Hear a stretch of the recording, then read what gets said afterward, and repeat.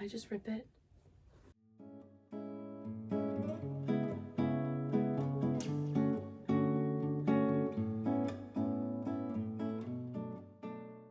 Hi everybody, welcome back to the channel. I am sorry for the horrible lighting quality right now. I'm editing and realized I don't have an intro for this. I was making a coat for recess time at school, and I needed something to keep me incredibly warm because it can get really cold when we go outside at the temperatures that we do. The pattern I'm using is the Duchess jacket pattern from Ellie and Mac Patterns, and I cut out all the pieces, figured out what I needed, and then I went to town and I made a warm coat. So I think what we're going to go ahead and do is I'm going to cut over and just go ahead and start sewing our pieces together. So let's do that. All the pieces are cut. Let's make this jacket.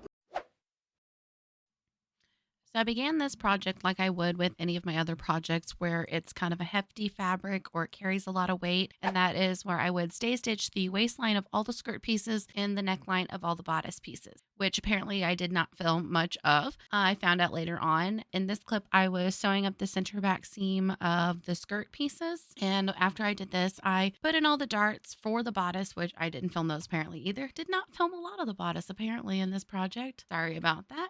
But that is a lot of the same as any other bodice pieces where you basically make the outline of a vest. The fabric I'm using here is a really warm fabric from Joann's. It was underneath the sportswear section and it was super thick. After I sewed up the center back seam, I repeated all the same steps for the lining, which was a bed sheet I thrifted from the thrift store. As I go throughout this project, I would do a step for the outer fabric and then I would just immediately after that repeat that same step for the lining. So off camera, I did attach the bodice front and back pieces together at the shoulders. I didn't sew the side seams of the bodice on here yet. I figured with this kind of fabric, it was a lot easier to just leave the entire thing lay flat so I can attach the sleeves. Turned out to be a really good idea since this was such a hefty fabric.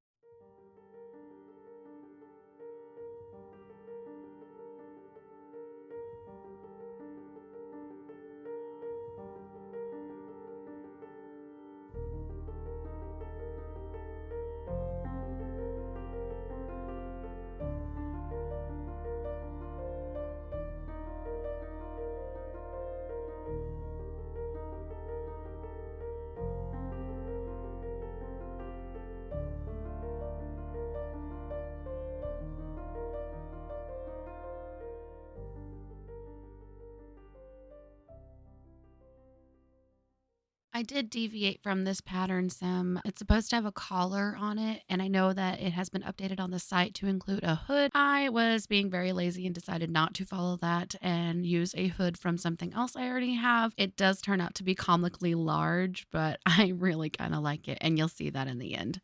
After I attached the sleeves together, though, I did pin them from the wrist all the way down to the side seam of the bodice, and I sewed them down this way, making sure that I kept everything lined up with the right sides or the pretty side of the fabric facing together. This was a bit difficult when I got to the underarm area of the seam where the sleeve and then the sides of the bodice all meet. There's a lot of bulky fabric at this point where all the side pieces and all the different parts were coming together, so I had to really shove it in there under the machine.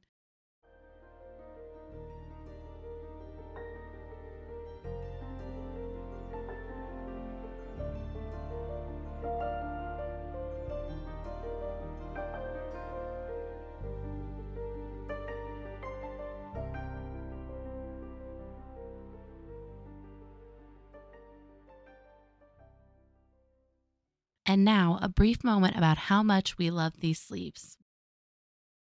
Look how poofy the sleeve is. Oh my gosh. Look how poofy that is. This has been a brief moment about how much we love these sleeves.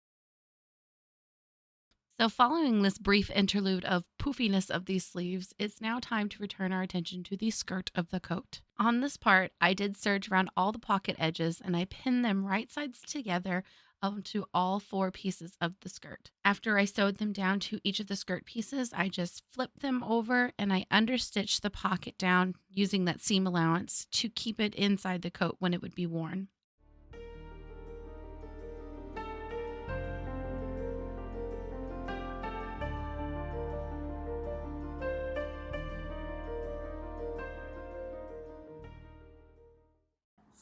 about this project that really kind of stings right now. I have to put the outer pieces together, sew them around the pockets and sew up the sides, but then I have to move him. Look how comfy he is. He snuck up here whenever I left the room. Baby, I need this. Please? Please, may I have this? Loki, you can go lay on the floor by the heater. After begrudgingly being moved, he is going to be quite content laying down here by the heater, though. Yeah, so he actually wasn't content and probably left the room to sulk in the corner. And alas, it was time to attach the skirt pieces together by making the pocket pieces and sewing all around them and then down to the bottom of the skirt pieces.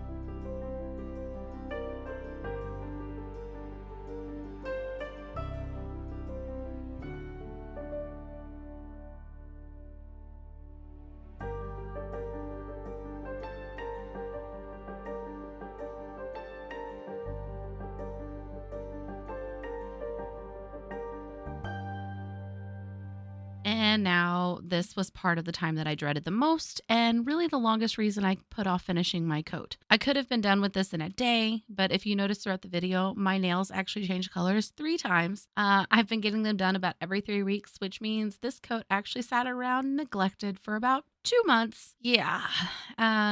This was actually the time where I needed to attach these skirt and bodice pieces together. And from this point on, it was just kind of difficult just having all of this amount of fabric around on my machine and my table, which isn't really big to start with. I'm constantly having to stop and check on how things are going in this point so the pieces don't bunch up together. But you know what? We power through and we do what we can.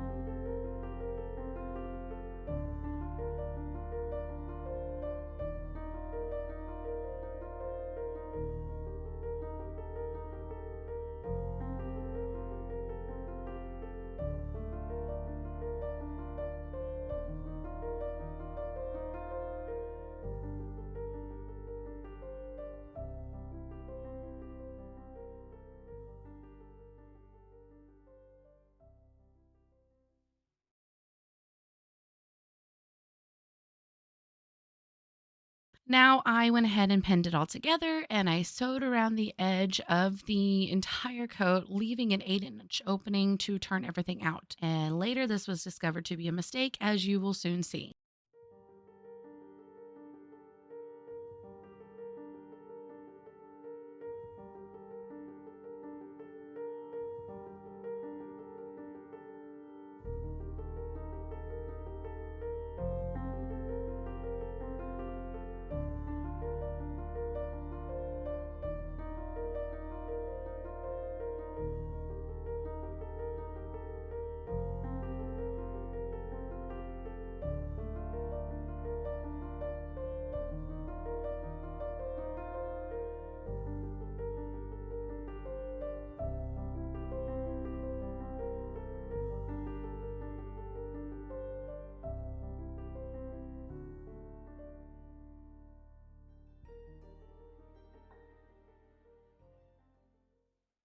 I did have to switch sides actually on my camera. Sorry for the jump here, but the sheer amount of coat kept bumping my tripod and it actually kind of bumped it to where it fell over a couple of times. I did not add that in here.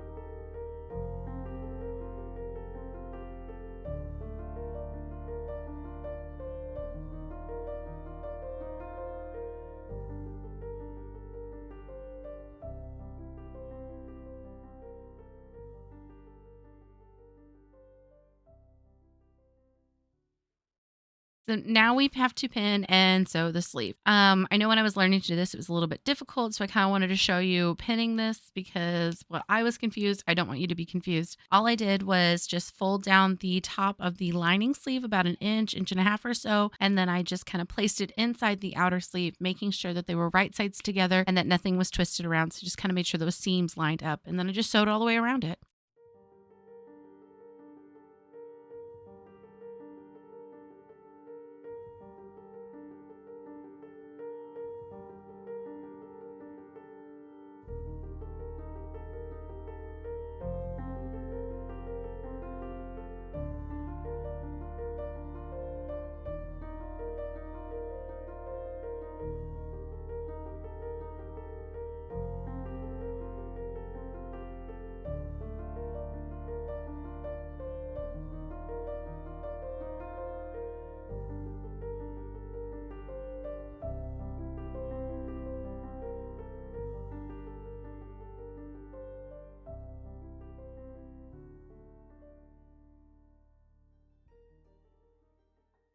After I attached the sleeve, it was time to turn the coat out, and here I learned my awful mistake of not leaving enough of an opening, and I would love to share that with you now.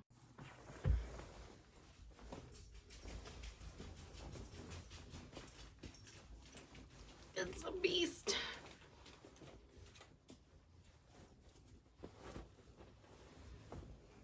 Did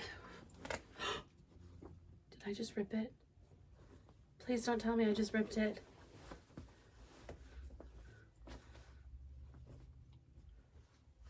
Please don't tell me I just ripped it.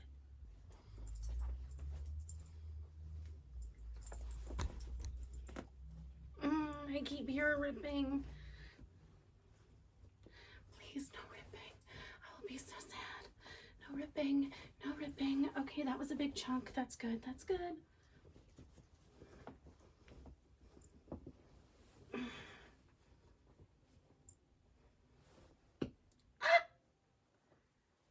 I'm really hoping all the popping sounds I hear are just right at the seam that I left open to turn it out and nothing else in between. I heard another.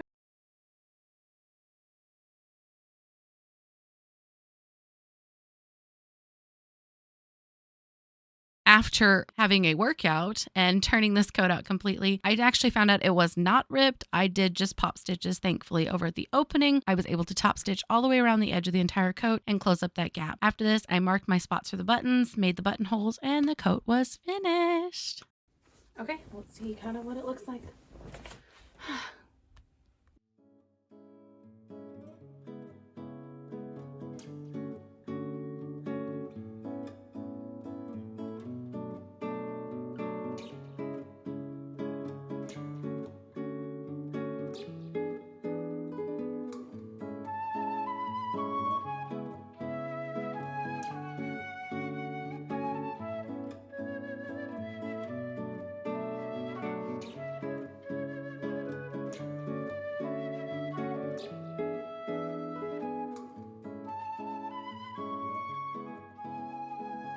Thanks everyone for watching. I really hope you enjoyed this, and if you want to make one of your own, this is the Duchess jacket by Ellie and Mac Patterns. And if you like this video, please make sure to give it a like and a subscribe to my channel. I would really appreciate it, and if you can get a comment on there too, that would really help put my video out there for other people to see in this crazy YouTube world. I really appreciate it, and I can't wait to see you guys in the next one. Bye! I took a picture of that. Little do the people watching know that it is 65 degrees today. Right.